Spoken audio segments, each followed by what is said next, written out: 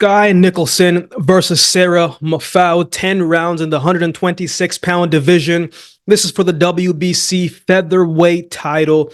Let's get into it. Let's start with Skye Nicolson. 9 wins, no losses. 1 win by way of knockout. Miss Nicolson, the 2008 Commonwealth gold medalist in the featherweight division, the 2020 Olympian. She's brought that amateur style to the professional world, right? I think she's got really good fundamentals. She's always moving, never staying stagnant, always using her jab consistently. She's a rhythmic fighter. And once she gets in her groove and gets confident, you know she's tricky to slow down, especially if you don't have any power and you cannot cut off the ring to contain her. You got to make Skye Nicolson uncomfortable. Otherwise, she's going to stay on the outside, stay out of range, and jab you, jump in and hit you and jump back out at will. She was very active last year. She fought, I want to say 3 or 4 times, won them all. They were supposed to be against opponents that were going to give her tests, and she passed all of those tests. And I think Skye was very dominant in her last fight against Lucy Wildheart. Wildheart didn't have an answer, and Nicolson just pieced her up all night at will. You know, Wildheart couldn't contain. She wasn't as fast as Nicolson. She couldn't cut off the ring. And Nicolson was just counter, slip in, slip out. And Nicolson isn't someone who has a heavy hand. She's not someone with a ton of power, but she was clipping Wildheart with some hard shots. Big punches were being landed from Skye, flustered Wildheart, even drew blood from Wildheart, and got herself a stoppage win. Personally, something that I did not see coming. But all in all, man, I thought she looked great. I thought she looked dominant. I thought she looked super sharp. Very well conditioned, confident. She was comfortable, boxed very well. And she's going to be looking to do that and become a world champion. We'll see how it goes on the night. Let's talk about her opponent, Sarah Mahfoud. 14 wins, 1 loss, 3 wins by way of knockout. Mahfoud on paper is going to be Nicolson's toughest test yet.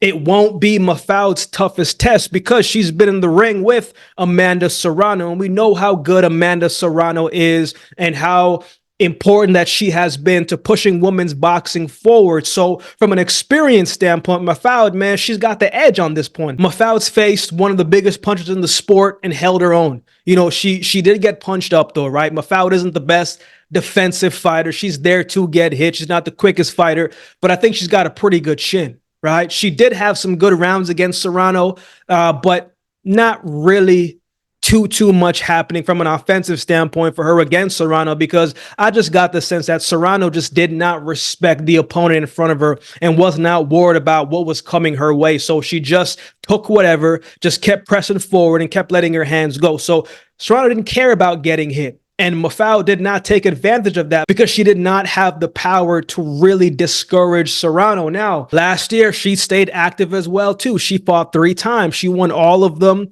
by a wide decision victory. 2 of those women looked very modest in the ring. I'll keep it at that. And her most recent fight against Marcela Acuna, Acuna was a former champion in her own right back in 2013.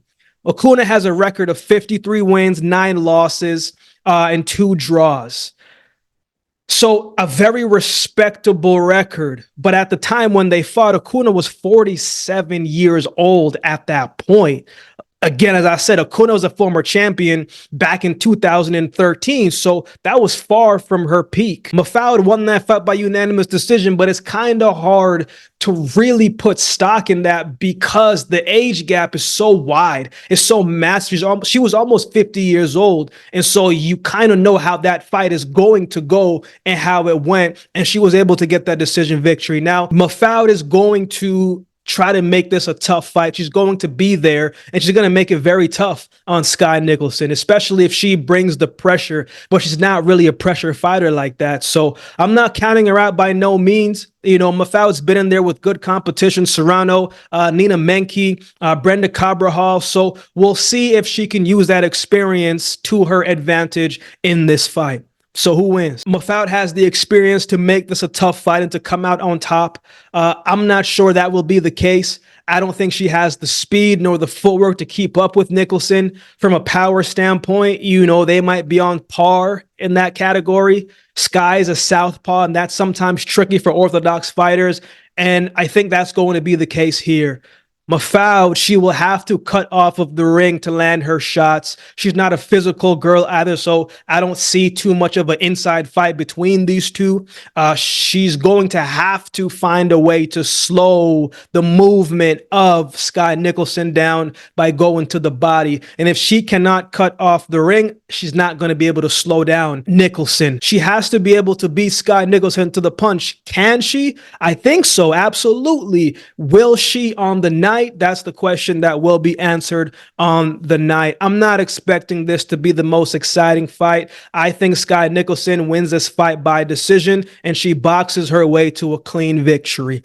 What are your thoughts on this fight? Who do you have winning this one? Let me know in the comment section below. If you'd like to support the channel, there's a couple ways that you can do so. You can like, comment, share, and subscribe to the channel. If you'd like to support by way of donation, you can find options in the description below. Also, my Cash App handle will be on screen as well. Any amount goes towards the growth of this channel. It will be greatly appreciated. I don't always get to do all the suggested videos you guys suggest in the comment section below, but if you become a member, those suggested videos rise to the top, and I will do my best to get those done for you that week. Or if you'd like to become a member just to support the channel and show love to the channel, that will be greatly appreciated as well. Shout out to all the members already. Shout out to everybody that continues to like, comment, share, and subscribe to the channel. I appreciate each of you. So with all that being said, don't forget to subscribe, and we'll definitely see you next time.